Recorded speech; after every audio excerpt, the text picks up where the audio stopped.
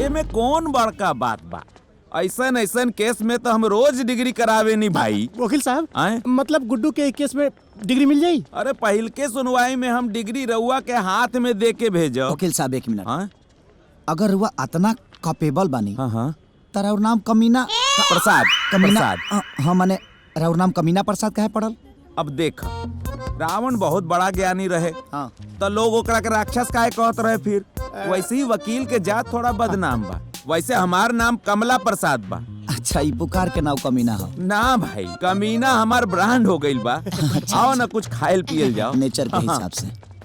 अरे रउआ लोग चिंता जिन करी महाराज। एक बार जब हम केस ले लेवे नीनू तो समझ लो हमार हाथ से वो केस कहूँ जाई ना। जीत के ही दम लेवा तनी।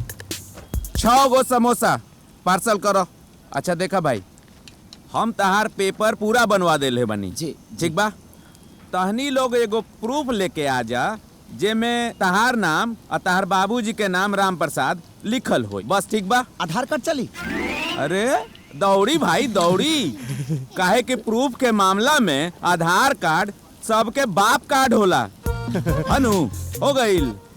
चलो चलो चलो। और देखा स्टाम्प पेपर लेवे के बा और रजिस्ट्रार के पैसा देवे के बा और हमार फीस भी बा। तो निकाला तब तक। हाँ लाओ। बात ऐसा बना कि बाबूजी हमारे एटीएम ब्लॉक करा दिले बड़े। जैसे कुछ व्यवस्था होता हम लिया के दे देब रुआ के। ऐसा मामला बा? हाँ। ओ तय काम करी, कानून से चले के पड़ेला सब कुछ ना। ऐजा दस्तखत कर दी।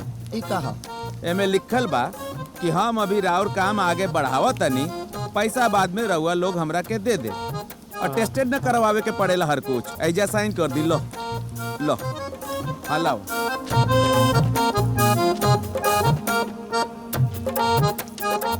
ठीक बा जी। चलो साहब पैसा पैसा। ए भाई पैसवा ना देहनी, पैसवा दी। अरे यार पार्सल तू लेला तो पैसा हमने के कह के दीजा। अरे लो कर देला ना बात। कोर्ट कचहरी के कुछ नियम कानून भी होला। देखो कोर्ट कचहरी पुलिस थाना के चक्कर में जे लोग पड़ेला बड़का बड़का राजा लोग के राजपाट बिल में घुस जाला। पैसवा दे दो, रिवाज होला ई सब। एगो बात कही। हाँ तहर नाम कमीना के रखा? अरे कमीना प्रसाद नाम बा भाई। हाँ कमीना प्रसाद जी ई नाम रउर के रखल? नाम हमार कमला प्रसाद बा। कमीना तो ब्रांड हो गईल बा। पैसवा दे दी ना समझ में आई। दो ना भाई पैसवा। क्या पैसा भाई? 50 रुपया। ली लाओ। पुरानका अकाउंट वाला भी क्लियर कर ली। अच्छा, हनु चलो आओ। पूरा अरे चला भाई, कोर्ट कचहरी में तो झेल ही के पड़ी। बाबजी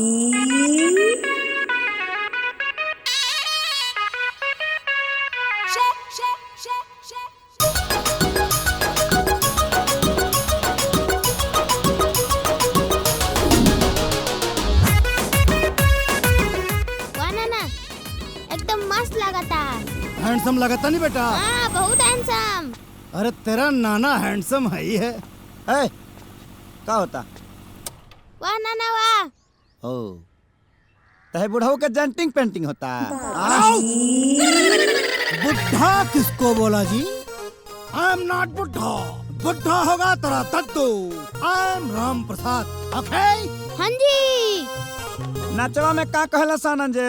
हाँ तो गौर करिए। सीमेंट बालू से कभी मकान नहीं होता, बिना सीमेंट बालू के कभी मकान नहीं होता, और काली कितना भी पोत ले कोई बुढ़ा कभी जवान नहीं होता। वाह हमने के पुरानिया लोग कहला हाँ कि जवन जवानी में कइल जाला तवन बुढ़ापा में भोगे के पड़ेला। आ जवन बुढ़ापा में कइल जाला जवानी में भोगे के पड़ेला। बुढ़ापा में से जवानी में केंगा जाई रे?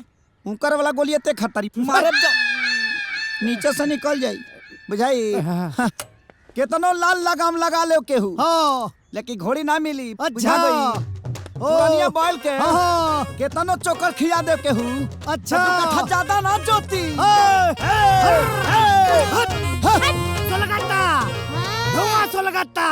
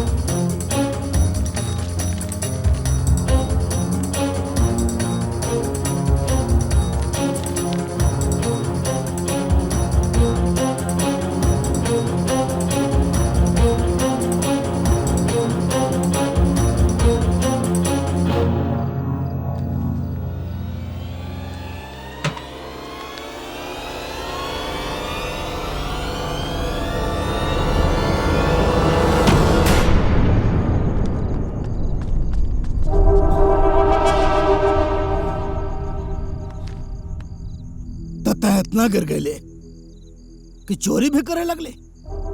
कछ बहुत तड़े दिखाओ।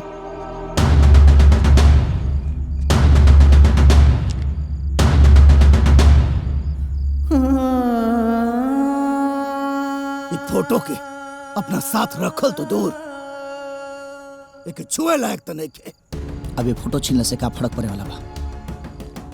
भगवान तो ममता के छाया हमारा सर से छीन ले, वैसे भी अच्छा ही कैले, झिंका के उठा ले, न तो आज ही तो हर करनामा देख के ना जीते जी मर जाती।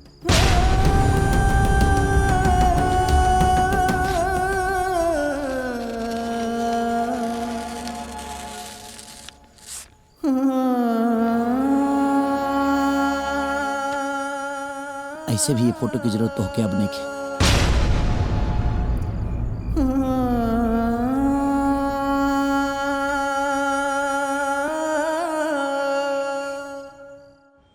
नमस्कार, हम गुड्डू और हम जानता नहीं कि आज हम जौन करे जा रहल बानी वो बहुत लोग के तकलीफ दी। मैम हाँ लेकिन एगो जवान बेटा का कर सकेला? एक गुडुआ हमरे के जिए ना दी।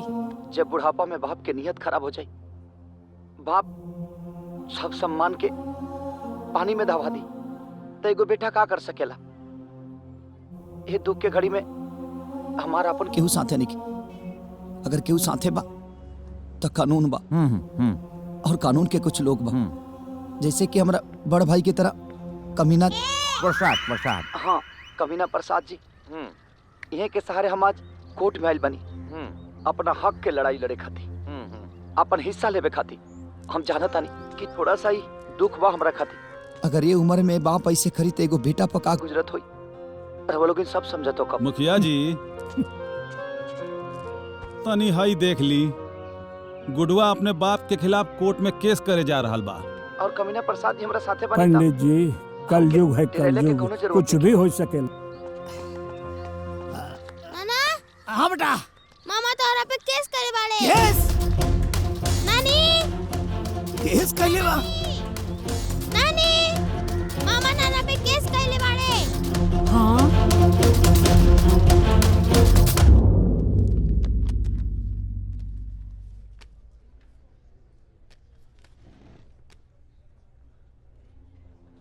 आपका नाम?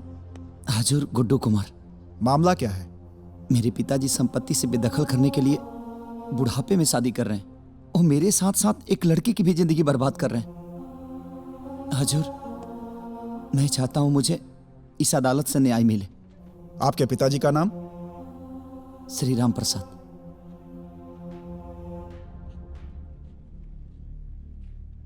आप झूठ बोल रहे हैं। का? आधार पे आपके पिताजी का नाम श्री राम सेवक प्रसाद है।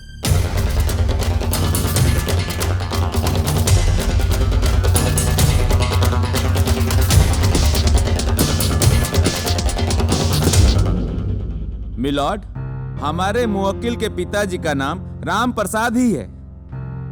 आधार कार्ड में टाइपिंग मिस्टेक की वजह से कुछ गलत प्रिंट हो गया है। गलती चाहे जो भी हो, लेकिन इस आधार कार्ड के साक्ष्य के अनुसार राम प्रसाद गुड्डू के पिता नहीं है। अब इसलिए अदालत गुड्डू को अगली सुनवाई में असली कागजातों के साथ उपस्थित होने का हुक्म देती है। Court is adjourned. हो जाए बाद में एंग होई हो जाए। आवो तो सही, आओ।